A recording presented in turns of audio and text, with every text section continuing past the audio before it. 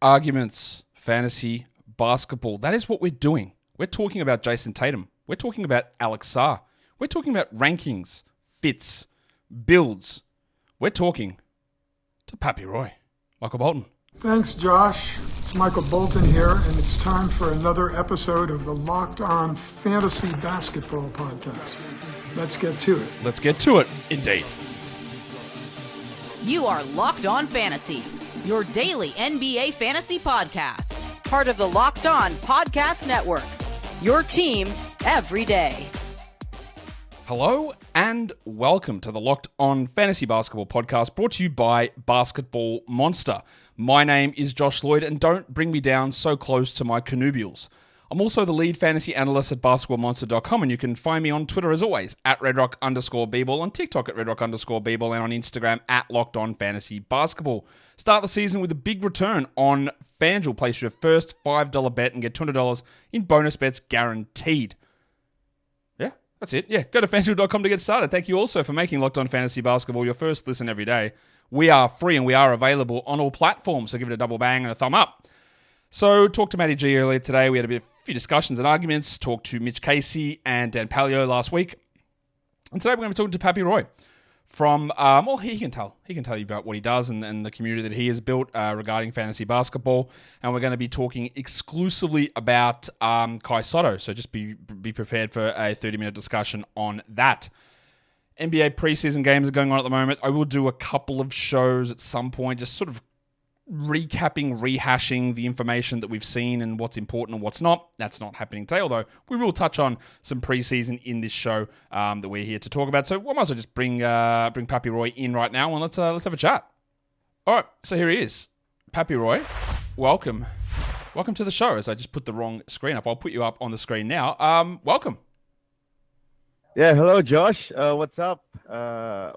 Finally, I've been following you for quite some time, so this is a pleasure joining your show. Yeah, I've been on your show, I don't know, once or twice, I think. I've definitely been on your show before. But like, I was going to try and explain to people as we started this, like what you do and what your show is and the things that you do. But I thought it'd be best for you to discuss what you do with the work and the community you've built up in the Philippines and through the Filipino community as well for fantasy basketball. So look, just tell us what you're up to and what the sort of stuff is that you're doing at the moment. Yeah, so currently we have a very good amount of fantasy basketball GMs in the Philippine community. So I can actually boast that we are one of the few regions in all over the globe that is strong in terms of the cohesiveness of the group, right? And then something that's new that I tried to initiate this season is to implement a GM ranking across the community. So we have like the Yahoo rankings, right? Mm-hmm. So this time I created our own version of it, a ranking, but just for a head-to-head for now. I kind of like had a discussion with Matt like few months ago, but unfortunately she isn't available because of his new baby, right? So I weren't able to complete that. But nonetheless, I still move forward about it. And then also, and this one, I'm going to take this opportunity to invite you, Josh. I initiated, I don't know if it's the first time or it's something new, the team head-to-head war games. I kind of like invited a couple of your friends. Adam is going to be the team captain of Team World, and I created the team of several GMs in the Philippines to go against them. So it's going to be a fun, different format. So you usually do fantasy basketball preparation, draft and all on our own, just minding your own team. So this time, this format is going to be as a team. So group of eight from a different team, 8 from the other team, and then we draft and alternate sequence, and then there's a team captain, and then we kind of like just match up every week against each team, not against within each other. So I hope you try it out maybe next season. Interesting. It'll be interesting to see how that plays out and what it looks like. Always interested in people doing new things and new formats. But Papi Roi, we've got other things we've got to discuss here because we've got topics that we want to talk about. We've got a couple of player-centric ones, but I think this one's really interesting to talk about right now because Alex Sarr had a really tough summer league, obviously. Like, he shot about 10% from the field. Actually, I've got the exact numbers up on the screen that people can see. 19% from the field, like 10% from three. He didn't hit free throws, but what he did do was he protected the rim. he got assists, and they gave him opportunities. So no rookies are going inside the top 100 in most leagues at the moment. ESPN's chucked a few of those inside the top 100, not Alex Sarr. What do you want to tell me about Alex Sarr as his current preseason game is going on at the moment, which I'll talk about in a sec, but tell us what you're thinking about where Alex Sarr is positioned at the moment. Yeah, so currently it's ranked 197 in Yahoo, right? So that's what, around almost 50. That's crazy. Later than Zach Edey. Me personally, I just thought that in the season wherein Wembanyama is starting to kind of like shock the whole, not only in reality, but also in fantasy with his stats, right? I just think that Alex Sarr's value, especially how he get blocks, plus the upside should be recognized and should be important, especially if you're building against Wembanyama or you're building with Wembanyama or Chet. So here's why. When I try to check out, like I think in 12 to 14 team around round 10 to 11, if you check out the big man and power forward available there, including Zach Edey, I think Alex Sarr can actually top those big men. So you have the likes of Matkovic, you have Wendell Carter Jr., maybe a Kelly Olynyk, Rui Hachimura. So if you really wanted blocks, I kind of like think Alex Sarr isn't just an option. I think he's a target already when you're trying to build on blocks and you're trying to get some blocks. Aside from that, if you compare the schedule of the Washington Wizards, there's a second, I think, if you start the playoffs early, there's a 5-game week for the Washington Wizards. So that's a plus. Another thing is we all love the Utah Jazz guys, right? But if come to think of it, among all of the teams that are kind of like tanking, the Washington Wizards has the clearest path for their young studs. So you have Alex Sarr, you have Bob Carrington. I don't think there's someone that is gonna take away some time from Alex Sarr now and even towards the end of the season. Plus, if Jonas Valanciunas, for I don't know, maybe he gets flipped or he gets traded or they go tanking and all. Remember when Victor Wembanyama started to play at 4 and it kind of like didn't work? What if Alex Sarr now play at the 5, similar to what Wemby did, and get those field goal percentage better? Not saying that he's at the level of Wembanyama, but I just think it's more of like it's a cheap Wembanyama at the end of the round, and I really am pushing to have him recognized in the drafts. Yeah, look, we'll talk about what he's doing at the moment in terms of this preseason. I mean, it's preseason, of course, but like I think we're 3 quarters down, and he's played 22 minutes, 15, 3 and 4 with 3 threes and a block. Now, much like 19% shooting is not going to hold. He's shooting 75% here, but the Wizards began with the starting lineup that I thought they would go with. It's Poole, it's Bilal, it's Kuzma, it's Sarr, and it's Valanciunas. If they run with that, if he plays 30 minutes, like that is, I think he should relatively comfortably be the number 1 rookie pick. I would take him over Castle. I would take him over Shepherd. I would take him over Edey. Pretty comfortably. I would take him there. It's an interesting one, again, that no one is going in the top 100, and maybe no one finishes as a top 100, Papi. But he is got that ability to hit some threes. Again, he hit them here. He didn't in other games. It's going to be all over the shop. But the opportunity is there. And what you said about the path, right? I don't know how many rookies are going to start opening night. There's not many, right? There's not many who have this path of 30 minutes, at least sitting there, with room to do more. His floor is almost 29 minutes, I would say. And is there 2 rookies that do that? Ricochet, maybe? Or who else? What other rookie's got a floor of like 28, 29 minutes? Yeah. I don't think there's anyone. So, yeah, like I'm really intrigued to see how people view it and how he goes, especially after today's game. To be like blatantly clear, I am in the middle of a slow draft at the moment. I'm picking at pick 120, 119, and I just took Sarr right then. As we were speaking, I had him in the queue, and I just went, bang, I'm just going to grab him. So yeah, he's an interesting player. The Edey one is intriguing. Would you say that Edey is the second rookie that you'd be looking at? Probably, just because of the path to minutes. My concern about Zach Edey is, number 1, the dynamics of the Memphis Grizzlies, because they play a little bit faster. So how does that work? Of course, Edey contributes more in half-court plays, which I think is a boost for him. Plus, I don't know, knock on the wood, the triple J concern, just in case. But other than that, I think if you compare it to Sarr, in terms of upside, I'm pretty sure it's going to be Sarr. In terms of floor, just because maybe ED is a little bit of like a Zubac-ish type of a player, so I understand the allure. But here's the thing, Josh. In actual drafts, people are actually reaching for ED.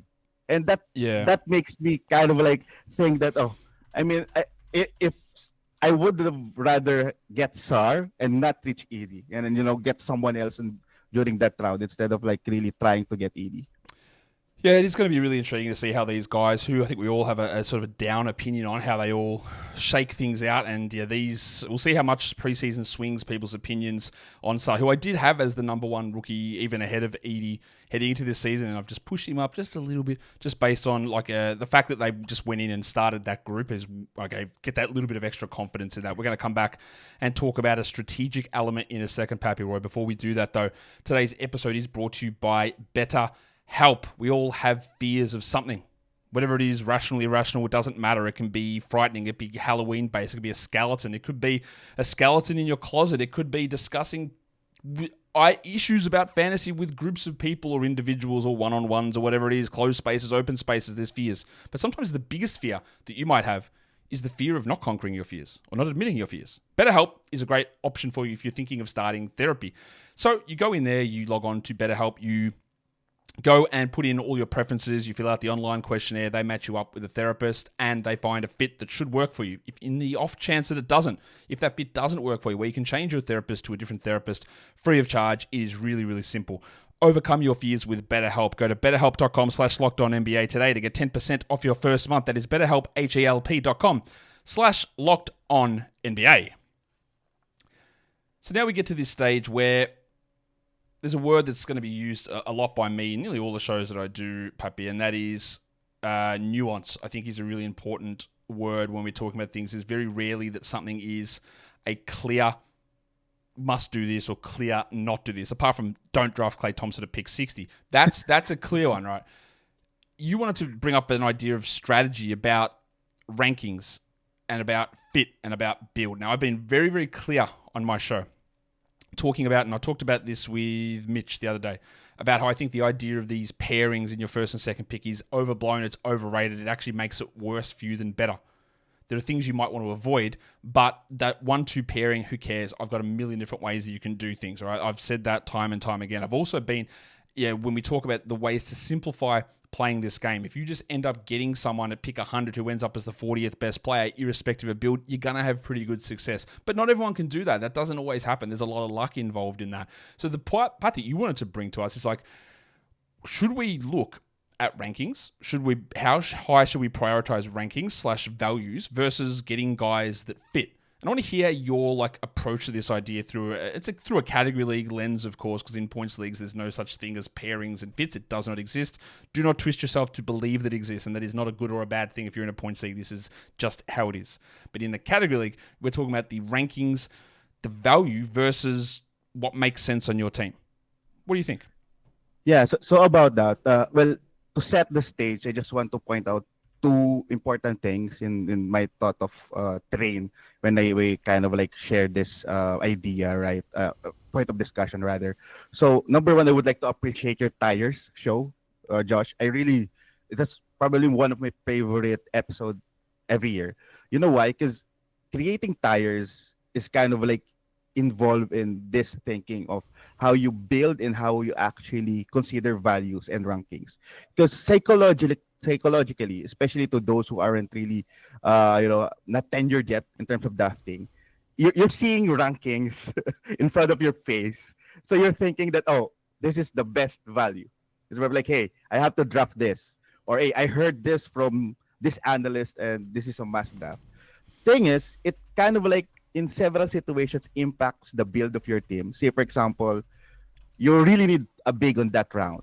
And then come a guard that wherein you already get 4 guards, I guess. And then there's a guard of value. And then instead of really getting that big that you need because of the build, because possibly for the scarcity during that round, you end up getting another guard and skews everything. And now you hate yourself, you hate your team. So that's gonna happen for sure. It happens to the best of us. So my suggestion here is to, number one, bringing up the tires, because understanding the tires means on the back of your head, you understand if there's gonna be an option afterwards, especially if you're past mid round. That's gonna be important, knowing or understanding the route. Because sometimes if you don't have backup plans, you thought you still have one big man. You get the value of a guard. You need a big man, and then that big man that you're expecting to be available was snatched or was sniped by the other GM. Then what's gonna happen? No, it's I think there's, like what you mentioned, it's very subjective. There's a lot of ways to do it, but I guess there's still a guideline on how to best approach it, which is understanding tires, planning out, understanding which are the players available there, and then again using the tires. Like, oh, these are the same tires, but couple of this is available in the middle round, and there's one in the late round. So now I'm more confident to possibly, if there's someone sliding, even though there's a positional argument if I would get it or not, I could actually be more confident to get it, because I know that at some point in time there's gonna be a big man with the same tire available in the end of the round. Yeah, look, it is. It's knowing sort of what is available when and at what position, and when you're able to attack certain areas. And like, I've been crusading for many years now about the inadequacy of a 9-cat ranking and how it doesn't mean anything, like it's pointless. It's not that it's pointless, but the way that it's presented in its current form in a lot of spots is pointless, and it doesn't actually give you true information about what you're doing. And most of the time, while it is true, if you get a player at pick 100 and he turns out to be the 40th best player by whatever metric you use, that will undoubtedly be a win for you. There's almost no way around that, because to jump that far, Papi, you have to have improved in multiple categories. You can't have been like a 2-block guy and gone from 2.3 to go to 2.3, and then all of a sudden you've jumped up that far and you go, well, I didn't actually need blocks anyway, so it's not a win. You need to have had more scoring or better percent or something. You need to have improved in multiple areas to do that big of a jump, right?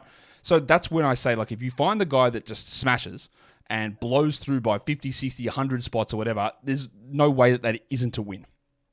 But when we're talking about rankings, if we go to we're pick 70, we're pick 80 in a draft, and you've got this list, it's X rank on Yahoo, it's ADP, it's ESPN's rank, however it's sorted, and you go, well, these guys are the top 3, I've got to take them. I don't care. Like, that's not how you should be looking at it. You should be looking at it, like you said, do I need rebounds, and can I get them later on? Like, with that Alex Sarr pick that I just talked about in that league that I'm in, I'm picking at pick 11, right? So we're getting to 12, and there's a turnaround. I go, I actually really need assists. But both Mike Conley and Tyus Jones are on the board. And I went, okay, I feel pretty good at this point in the draft, round 11, that one of those guys will swing back around to me. But I want to make sure I get Alex Sarr here, because he is popping off right now. And I would have got him he was on my queue to get probably in round 11, but he's popping off right now. So let me just take him now. Even though those other guys were ranked 30 spots higher or whatever they were, I'll get one of them back around on the other side. And I'm getting Sarr here at pick 120, whatever it is. And I'm just making sure I do it, because that ranking doesn't matter. And the fit is also interesting. It's not really, to me, about, I don't think it's about build as such, but it's about, like, what am I doing with my squad? And then you're 6 picks in, you're 7 picks in, what am I doing? Is there okay, well, let me put it this way. Would you get to a stage, and this, people can get into this trap as well, last rounds especially, they can be looking and go, well, you know what, I really need like 3s, and they'll take like the most boring, low upside Kentavious Caldwell-Pope player because he hit 2 threes and go, well, I needed 3s, I look like I'm set. And I don't agree with that strategy. I don't agree with looking at fit in your last 2-3 picks. I want that 100-spot jumper. I want the 50-spot jumper in that position. So you got to be cautious. You don't over-index on what do I need. There's no point winning a draft or winning a projected standings, because that so much changes, right? So much adjusts in terms of when we are making waiver moves or trades. So do you have like a differing approach, I guess, depending on when you are in a draft? Like, do you change what you do early rounds? Do you like just look, I want good players early, I'll find my bits and pieces in the middle, then go upside late? Or are you looking for fit all the way through? How are you approaching that as the draft goes along? Yeah, I usually just adjust depending on the draft order that I get. But the most important thing for me, Josh, is number one, mock. Even though it's hard to get a proper mock, it's still important, because you get the consensus of at least of a certain group. Another thing is you get to know which players are hyped. So for me, it's ideal to get your guys right. But then again, you have to think that if I like this guy, I'm pretty sure Josh likes it as well because for a good reason, right? So when I come to a strategy, I kind of like think if people are kind of like for example this year there's a lot of blockers in the second round. Usually there's an early block round. Sometimes that happens. People are reaching Triple J, even Mobley and all. Yep. So now if if that's the case and I assume that I kind of like thought that that's gonna happen, then I'm gonna maneuver my way like let me just wait for J Dub instead. And then let me get a big man with some blocks in the middle round. Maybe I get a Zubac, which for me, if it's the same tire, I'm fine. Plus, I get the J Dub on top of it. So, I think I kind of like won the maneuver. So, it's more of like really trying to maneuver your way. So, you try it. Because, like we mentioned, Josh, sometimes there's GMs that like, hey, what I'm going to do is I'm going to go guard, then big. Or let me go points, and steals. That's valid, to be honest, because there are rounds that is pretty obvious. Especially if you use tools. It's gonna show. Like, oh, this round, this is the scarce stats, or which are the scarce stats. But again, it's a matter of planning it out. You won't know what's gonna happen. So you have to have a backup plan to your backup plan and a backup plan to that backup plan. That's the reason I'm really pointing out the tire show that you always do. Yeah, that's exactly what you want to do. You want to be making sure you're able to be flexible. You're able to be putting numbers, or be able to adjust based on something that just happened that wasn't in your plan or didn't happen in your mock, or and then figuring out what then comes after it. And don't be afraid to like be going 10 spots higher in certain situations. Yeah. Like that's okay to do as well. We're gonna come back and have a chat about Jayson Tatum. First of all, though, today's episode is brought to you by FanDuel Sportsbook. You can start the season on FanDuel with a big return, because it is America's #1 sportsbook. You can be sitting down, you're watching the game, you're in the middle of the game, something comes to you, you see something, you go, that's interesting. You open up the app, you can see the bets on that app, and you can see in that same spot the stats, and you can also see the live play-by-play. All that information is right at your fingertips, where you can get in and have a look and just be able to get all that information in and make the decision. And if you are a new customer and you place your first $5 bet, FanDuel will give you a $200 in bonus bets. They just give it to you, guaranteed. You don't even have to win that initial $5 bet. So head across to FanDuel.com, check it all out, and get started. And don't forget to gamble responsibly. All right, the Celtics, Papi Roi, played their second preseason game today over in, I don't know, Dubai or Abu Dhabi. I don't know where this game was played. And honestly, I don't think it really matters for the point of what we're talking about here. You want to come to me and tell me that you think that Jayson Tatum is maybe not getting enough love as a first-round pick. Okay, let's do it. Why do you think that? Because if I look at Jayson Tatum at the moment, he is going in the first round of a lot of spots, but I think you were right in terms of analyst communities that he is not being really heavily thought of there. He's ranked and ADP on Yahoo are both at 9. I'm not certain that he's a first-round player, to be honest. So I want to hear what you think that I'm wrong about. Like, why are we in on this? Yeah, so first and foremost, I'm not a Celtics fan, but I'm kind of like I'm a person that gets curious, especially if there's a lot of traction. Like, for example, why is Desmond Bain kind of like falling? Usually, Markkanen, why is it falling? There are some kind of like obvious reasons. Like, for example, Markkanen because of the Utah situation. But for Jayson Tatum, I just think it's not more on. It's a combination of the fantasy, just because of what happened last year. He didn't actually finish the first round, obviously, but it's also about the hate of the social media and all. So it's a combination of those stuff. Thing is, in that area, this is very sweet explanation, Josh. In that area, there's a couple of guys beside him. You have Giannis, wherein you need to punt a free throw. You have an old man, Kevin Durant. You have a Joel Embiid that's going to be on maintenance, possibly. And then you have Trey and Donovan Mitchell that just got back from the injury. So one thing that makes me appreciate Jayson Tatum, despite some statistical, deficiency of being within the first round value, I just think that 3 years, more than 74 games straight trumps the it kind of like gives you a certain allure that if you want a little bit consistency that is a little bit sure in terms of games played, you have to go Tatum, especially if you're a GM that is conscious about games played.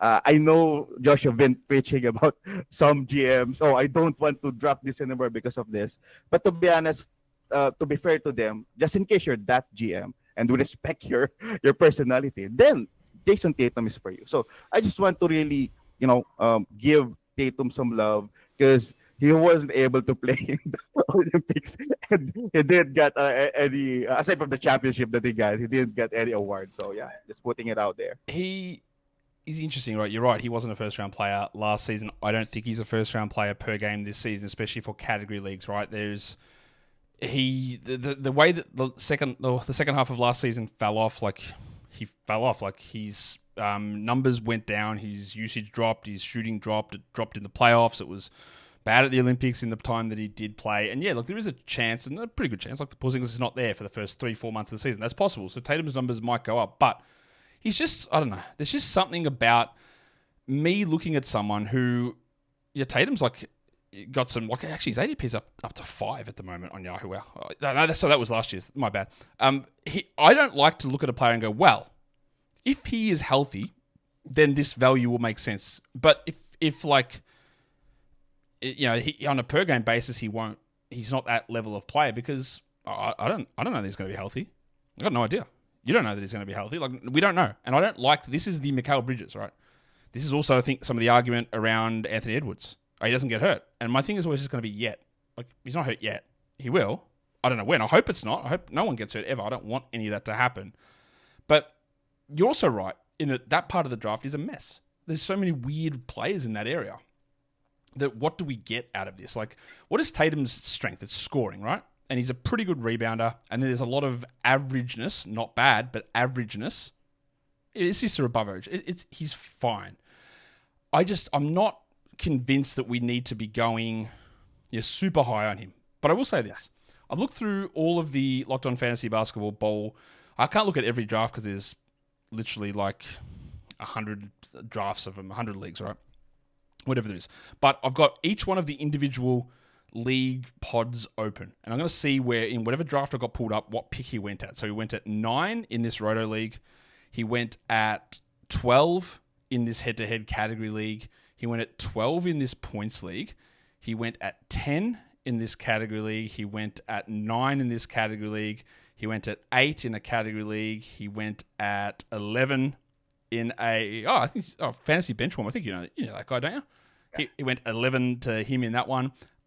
He went at 7 in another category league. So he's 8 in a points league. He went 8 in another points league, and he's went 9 in another Roto League.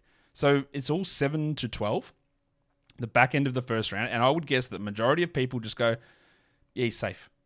And I think that's the argument, isn't it, really? It's that he's safe. And he's like the boring KD pick that is possibly going to be that. I am going to bring up a number, if you just give me 1 sec, because we can talk about safe, and the end of the season can often be very weird in terms of how players are playing and how they're producing. But like Tatum, even using -1 rankings, was 14th over the final 2 months of last season.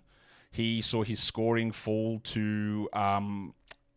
the last month of the season, he saw his scoring fall down to, I think, 24 or 25 points per game, which is not the 26 or 27 that he was rolling with to begin the season. And that's a difference. Like if that's the Tatum we get, and I don't think it will be necessarily, but if that's what you get, if you start to see some of these things fall away and the field goals go from 49 to 46 or whatever it is, well, he's at 47 there, but if he's at 45, then it starts to become more of a problem. He just is... With that team and the players around him, obviously no Porzingis helps. So I got no problem with it. He's just so like mid. It's not even mid. It's just average. It's not even average. It's just spread out. The value's spread out. There's no big burst that you're getting, which I also acknowledge can be useful. But there's just something about taking him at like, I wouldn't do it at 7, I don't think. But I don't know. I feel like there's a wide range, but according to what I've got there, he just never really gets outside that first round. Yeah, and another thing is sometimes people think like that I won't get Tatum because I can get Jaylen Brown in the like third round. Percentage aside, they're almost the same ish, right? So I guess that's one of like the contention there. But again, it's more of like, I don't know. It's the feeling of certain gyms being safe, like you mentioned, and you're starting off like in a plain blank. Like when you're getting Tatum, you're already thinking of your second round pick. Like, hey, since he's average, so what route should I do, right? So maybe that's also, it's good to some, but to some as well, it doesn't give you a direction. So it's not really shiny in terms of picking your first round, right? So yeah, I do get the why is he falling down and doesn't get some love. But then again, I just want to give some other perspective around it because I tried also to check it out. Why? One valid evidence that I got, Josh, is in our leagues in FBPH, there are a couple of champions that I think both of them in separate leagues got Jayson Tatum.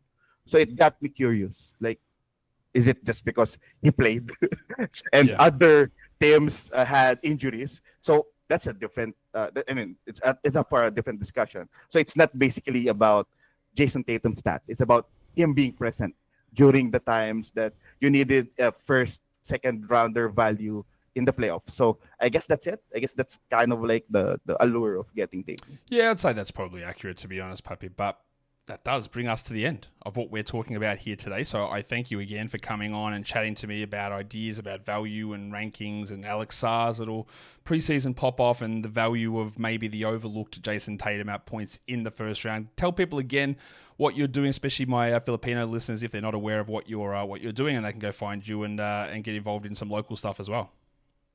Yeah, of course. So just you can check me out. Most of my content is available in Facebook. So in our country, it's where we're more of like a Facebook people. So just go to Facebook and search Fantasy Basketball PH. I'm also available on Twitter or X, but I'm not super active there. But nonetheless, doing this for the love of the game. I've been a fan of Josh. Actually, my intro song is Josh's voice. So that's really? how I love Josh. Remember, I asked you to, hey, welcome to the Fantasy Basketball Page, right? Yeah, I still got it. Oh, wow. Okay. Yeah, I do remember. That was a while ago. Wow, okay. Yeah, well, there you go. There you go. You can hear me on the intro to Papi Roi's podcast as well. And there's obviously a huge Filipino community that plays, or that loves the NBA and plays fantasy. Like, Australia, Canada, the US, and the Philippines are by far the top 4 countries in the world, like in terms of consuming this sort of stuff and playing this game. And there's a huge community over there, and you're doing a great work with all the other guys who are doing that, and even other people of Philippine heritage in the States and even in Australia who are doing this work as well. So it's really fantastic, the stuff that you're doing, and bringing it out to different parts of the world. Yeah, thank you so much, Josh. And again, follow Locked On as always. Josh is the GOAT. Thanks, mate. I'll see you next time. See you, Josh. All right, so that does it for today's show. I don't think we'll get another one in today, but you never know. But there's a bunch of mock drafts coming in the next couple of days. So much different stuff flying your way. And I can't wait for you guys to be here to see it. Hit the thumbs up, hit the subscribe, leave your comments. Guys, we are done here. Thank you so much for listening, everyone. See ya.